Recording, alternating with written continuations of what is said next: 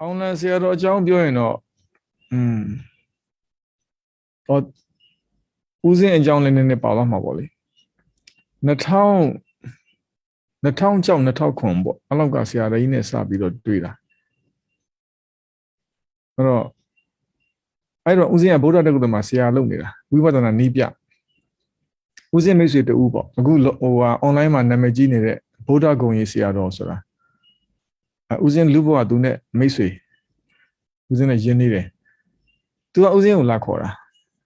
အဲ့တော့ဦးစင်းတန်လင်းမှာနေတော့သူကကားလေးနဲ့ရောက်ချလာဆရာတော်လိုက်ကစားမှာတော့ဆရာတော်တစ်တရားပြတာတော့ဖူးအောင်ထူးကြတယ်ဆိုတော့အားနဲ့ဦးစင်းကလိုက်သွားတဲ့ခါကျတော့ဆရာတော်ကြီးစပူတာရွှေကုံဘုရားအရှိဘက်ကန်တော်ကြီးဟိုဘက်ဒီဘက်အဘိဓမ္မာဓမ္မယုံမှာဆရာတော်တရားပြဦးဇင်းတို့ရောက်သွားတော့တရားစခန်းတရားဖြုတ်ပြီးကြစားလေးအဲ့ဒါနဲ့ဆရာတော်နဲ့ကိုကမောင်တက်ကအခုနဥယကဓမ္မလူဘဝနာမည်ပေါ့နော်သူက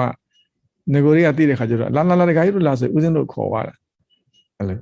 ဆရာတော်ကြီးတော်တော်လေးပင်ပန်းနေတယ်အိတ်လည်းမအိပ်ရဘူးတဲ့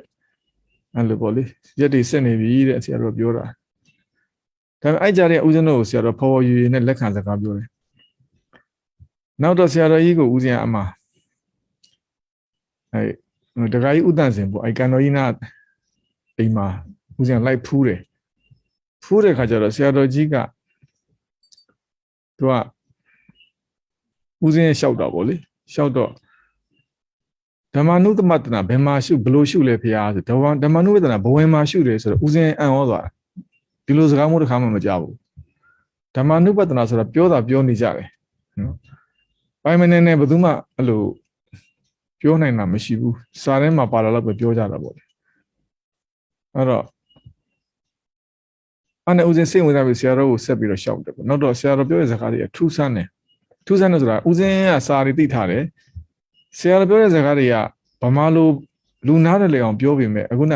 ဦးဇင်းသိထားတဲ့ဖះဟောတဲ့စကားတွေနဲ့တော်တော်များများတထက်ဖြစ်နေတာတွေ့ရတော့နောက်တော့ဆရာတော်ရဲ့အိန္ဒြေတမ္ပတ္တိပေါ့နော်ပြောရဆိုတာနေတာထိုင်တာအစအင်မတန်မှအိန္ဒြေကောင်းတယ်ပေါ့ကြည်လင်တယ်ပေါ့အဲ့ဒါသူပြောတဲ့တရားကျင့်တဲ့အပိုင်းမှာပြောတဲ့ခါကျတော့ဆရာတော်ကြီးတရားပြောတဲ့ဟာတွေကတကယ်လွတ်တိပိုင်းကလာတာတွေဖြစ်နေတာတော့စာရီပေးမတတ်ဘူးသို့တော်လည်းအကျင့်မှာတော့တကယ်ကိုပိုင်နိုင်ပြောနိုင်တော့ပေါ့အဲ့ဒါဦးဇင်းကသဘောကျပြီးတော့နောက်ခဏသွားတဲ့ခါကျတော့အမဦးဇင်းကိုမဟာပလင်ကြောင်းပြမဟာပလင်ချိခိုင်းတာ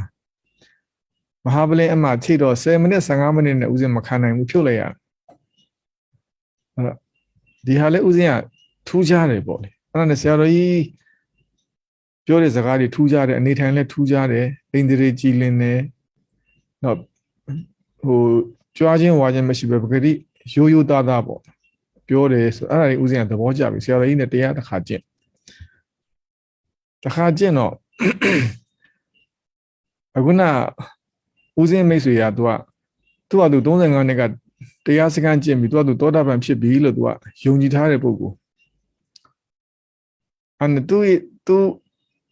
ဦးဇင်းလည်းတရားလည်းဆရာတော်ကြီးနဲ့9ရက်စခန်းကျင့်ပြီးတော့တရားလည်းဖြုတ်လို့သူကကားလေးနဲ့ရောက်ချလာဆရာတော်ဘယ်လိုလေးပြ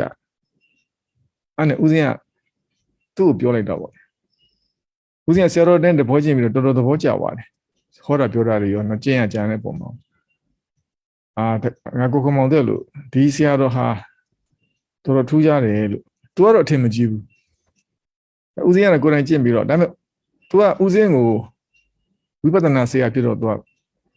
လေးစားတယ်ဦးဇင်းပြောတဲ့သူ့ကိုစကားတခွန်းပြတော့သူအဲ့ပုံမှာတော်တော်အံ့ဩသွားတယ်ဆရာတက်လို့ဒီဆရာတော်ကမိုးကုတ်ဆရာတော်ဖျားကြီးတဲ့ဟုတ်လားမတိုင်းနာနေမယ်ပေါ့လေဟုတ်လားရော့တော့မရောဘူးပြဆိုတော့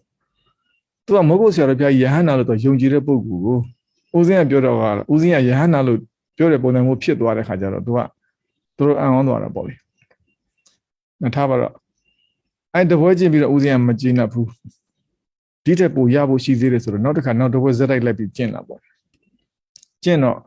အမှလည်းမဟာပလင်အောင်သွားတယ်ဦးဇင်းအမှတော်သဘောကျပြီးတော့နောက်ပိုင်းဆရာတော်ကြီးနဲ့အောင်လန်ကိုအဲ့ဝါတွင်းမှာသွားကျင့်တယ်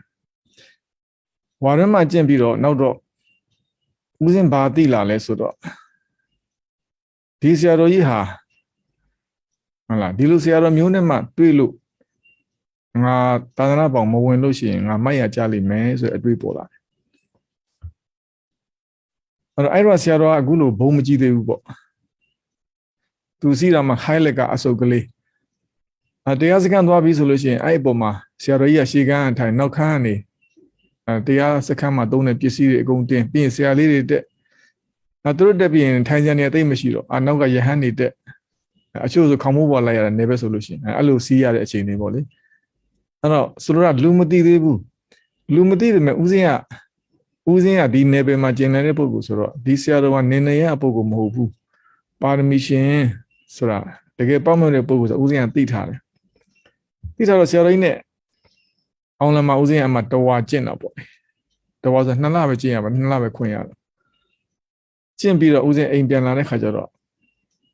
အမေနဲ့အတူထိုင်ထမင်းစားအမေကိုကြည်တာအမေမရှိဘူးဖြစ်နေတယ်စိတ်တွေပြောင်းကုန်တာမျက်စိကအစင်းမြင်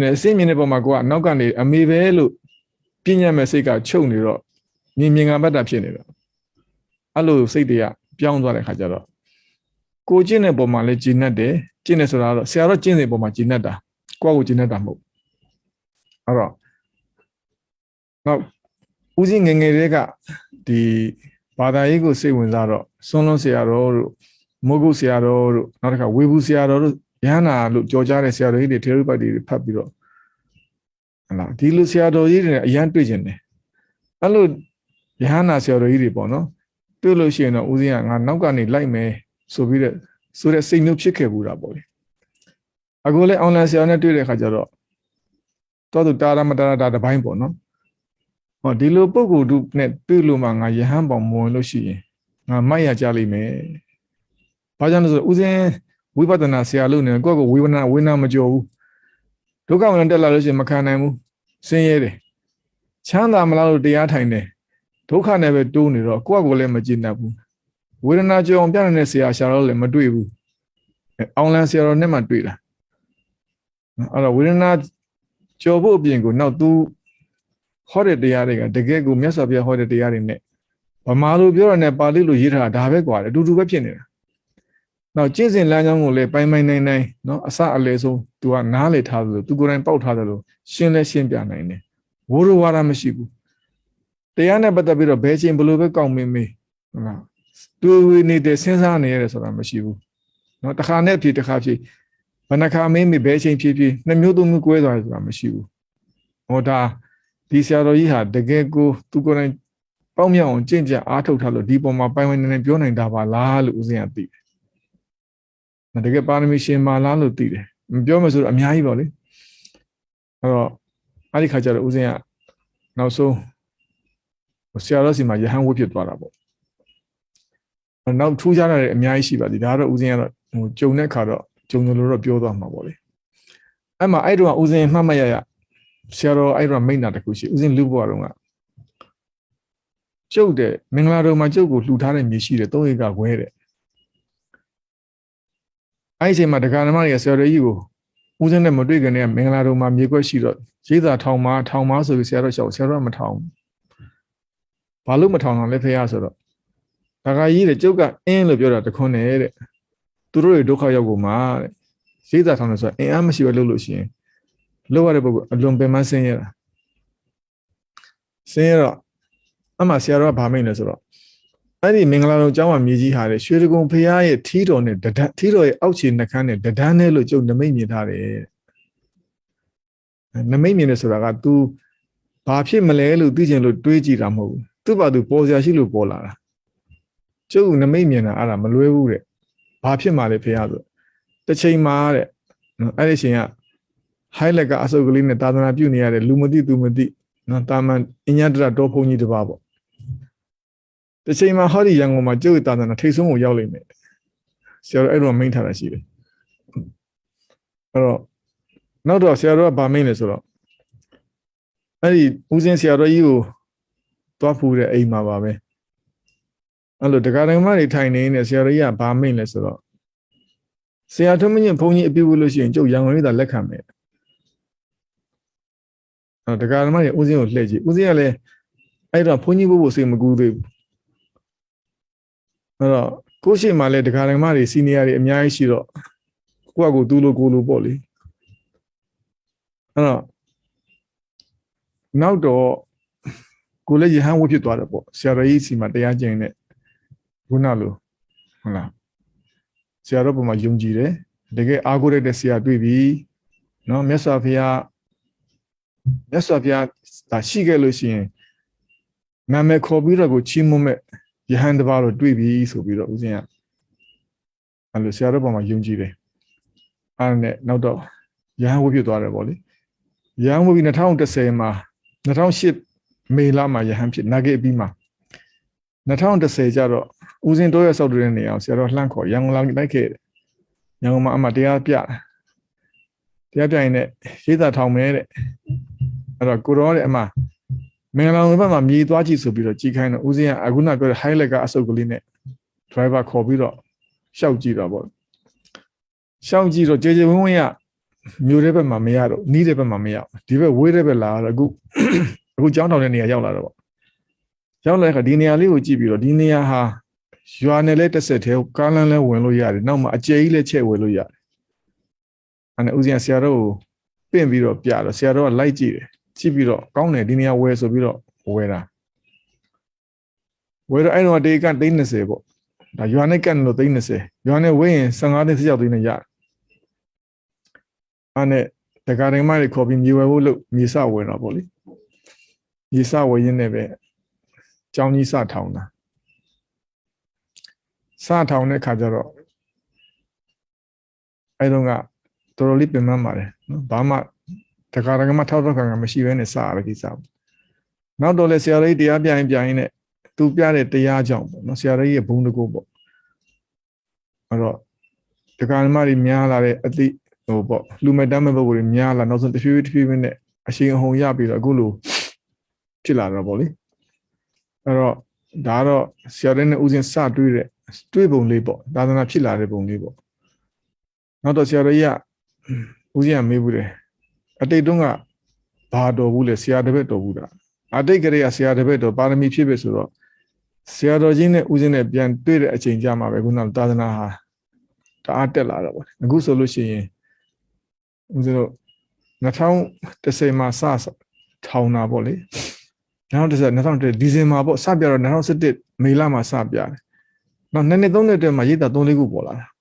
အခုဆိုရင်ဗမာပြည်မှာရိတ်တာ9ခုလောက်ရှိတယ်အဲ့တော့ဟိုသာသနာမှာပေါ့ဒီလိုယဟန်မြတ်တပါပုဂ္ဂိုလ်တူတပါပေါ်ဖို့ဆိုတာမလွယ်ပါဘူးနော်အဲ့တော့ဒီပေါ်မှာအခုနလိုသူအရေးချင်းရှိတဲ့ပုဂ္ဂိုလ်ဆိုတော့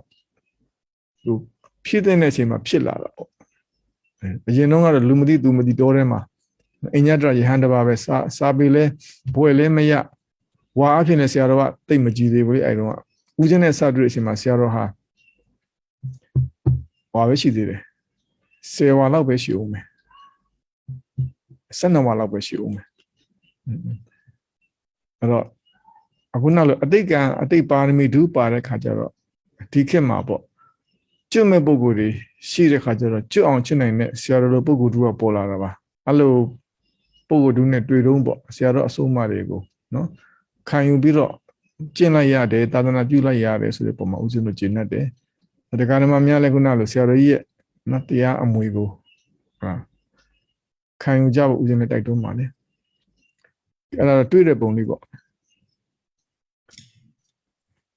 အဲ့တော့ဦးဇင်းလိုချင်တာကပฏิပတ်တိအကျင့်တရားကိုလိုချင်တယ်ဝေဒနာကြော်ရမယ်ဝေဒနာမကြော်ရင်ဘာတရားမှမရဘူးဆိုတော့သိထားတယ်ကိုလည်းမကြော်ခဲ့ပဲကိုအဲ့တော့ဝေဒနာကြော်အောင်ပြနိုင်ရမယ်ကိုလိုချင်တဲ့နော်လို့ပေါ့ဒီလောကုတ္တတရား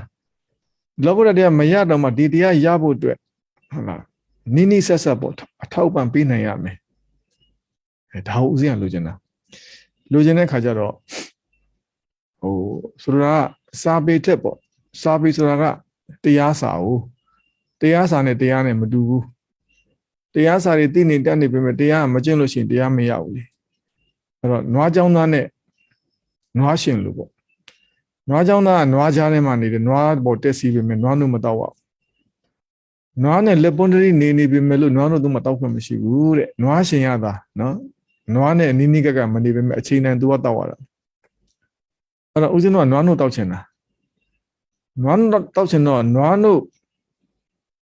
တောက်ရအောင်လှုပ်ပေးနိုင်မဲ့ဆရာကိုချီးကပ်တာပေါ့အဲ့တဘောပါပဲတခုတော့ရှိတယ်ဟိုအဲ့တော့ဦးဇင်းထေရဝါဒမှာဆရာလဲဆရာဖြစ်တယ်ကိုပတ်ဝန်းကျင်တန်ဝန်းရလဲသူ့ဂုံနဲ့သူရှိကြတယ်ပေါ့လေအဲ့လိုဂုံမြင့်နေခေါ်တာပေါ့အဲ့အတိုင်းဝန်းရထေရဝါဒဆိုတာဗမိုင်းမတန်တခုတည်းရှိတာဘိုးလိုတင်တဲ့နေရာဆိုတော့အဲ့တော့ဦးဇင်းလိုဟို very promising ပေါ့လူငယ်တယောက်ဖြစ်တယ်ဟိုခေပညာလည်းတတ်တယ်အနာဂတ်ပဲအလားအလာလည်းရှိတယ်အားလုံးနဲ့လည်းအဆင်ပြေတယ်ဒီလိုပုဂ္ဂိုလ်တယောက်ကယဟန်ဝတ္တာကိုဟိုနာမည်ကျော်တဲ့ဆရာတော်တွေစီမှာမဝေဖဲနဲ့တာမန်လူမသိသူမသိတော့ဘုန်းကြီးတစ်ပါးစီမှာဝတ်တယ်ဆိုသူတို့လည်းအံ့ဩတယ်အံ့ဩကြတယ်ပေါ့နော်ဒါပေမဲ့ဦးဇင်းကကိုယ်ခံအောင်ခြင်းနဲ့ကိုယ်ပဲအဲ့တော့ဝေဒနာကြောတယ်မကြောဘူးဟုတ်လားတရားရှိတယ်မရှိဘူးဆိုတာကစာနဲ့မဆိုင်ဘူးလေအဲ့တော့စာပေဒီဘလောက်တတ်တာဦးဇင်းတို့ကတော့ဖះဘာလိုခြင်းလဲဆိုတာပဲကြည့်တယ်ပေါ့မြတ်စွာဘုရားကဟုတ်လားနွားရှင်ပဲချီးမွမ်းတယ်တဲ့နော်ငကောသာသနာဆိုတာလေခုနဒီကမဲ့အကျိုးဖို့ကျိုးပေါ့လောကုတ္တရာစီးပွားဒါအတွက်ရည်ရွယ်ပြီးသာသနာဆိုတာပေါ်လာတာကိုသာသနာမှာလွတ်ဖို့နော်အဲ့ဟာရဖို့အဓိကဖြစ်တယ်တဲ့အဲ့အတွက်ဦးဇင်းအဲ့တော့မာစတာပြီးလို့ PhD လုပ်ဖို့ဆက်လုပ်နေပြီဆရာတော်ကဗာမိတ်လဲဆိုတော့တခါကြီးတဲ့ခမရကျုပ်စီမှာယဟန်ခံလို့ရှိရင်တော့အဲ့တကူတော့ထွက်ရလိမ့်မယ်တဲ့ထွက်ရလိမ့်မယ်ဆိုတော့ဦးဇင်းကနှခါမစင်စားပါဘူးတမပြထွက်ပါမယ်လို့တခါလေးရှောက်လိုက်တာဦးဇင်းရဲ့ငကိုခံချက်ကိုကဒီဘွယ်တို့ဂုံတူးတွေထက်အနှစ်သာရတရားအနှစ်သာရကိုလိုချင်တယ်လိုချင်တဲ့ခါကျတော့အလွယ်တကူစွန့်နိုင်တယ်ပေါ့လေ page တွေဆက်မလုပ်တော့ဘူးယာတို့လည်းစွန့်လိုက်တယ်အဲ့တော့ကတော့ဒါဦးဇင်းပတ်ဝန်းကျင်ပြောတာပေါ့ဒါကိုထုံးမညံ့တော့သွားပြီပေါ့မှားသွားပြီပေါ့လေနည်းနည်းကြောင်တောင်လားမသိဘူးအဲ့ဒီလိုမျိုးနည်းနည်းပါဝေဖန်ကြတာပေါ့အကုန်လုံးတော့မဟုတ်ပါဒါပေမဲ့အခုတော့လည်းအဲ့လိုဝေဖန်တဲ့ပုံကိုယ်တွေကတော့ပါးစပ်တော့ပိတ်သွားပြီပေါ့ဘာကြောင့်လဲဆိုတော့ဆရာတော်ရဲ့ဟာလာဘုံကံထွန်းတောက်လာပြီးတော့သာသနာမှာအဲ့လိုစွမ်းစွမ်းတမပရိပတ်တိမှာအထင်ကြီးဖြစ်လာတော့နိုင်ငံတွေမကောက်ကဘာအထိပါကြော်ရတဲ့ပုံကိုယ်ဆိုတော့သူတို့လည်းအခုတော့သဘောပေါက်သွားပြီပေါ့ဒါတော့ကိုယ့်ရဲ့ရွေးချယ်မှုပါကိုလိုချင်တဲ့လမ်းကိုလိုက်တာပေါ့တခါကြီး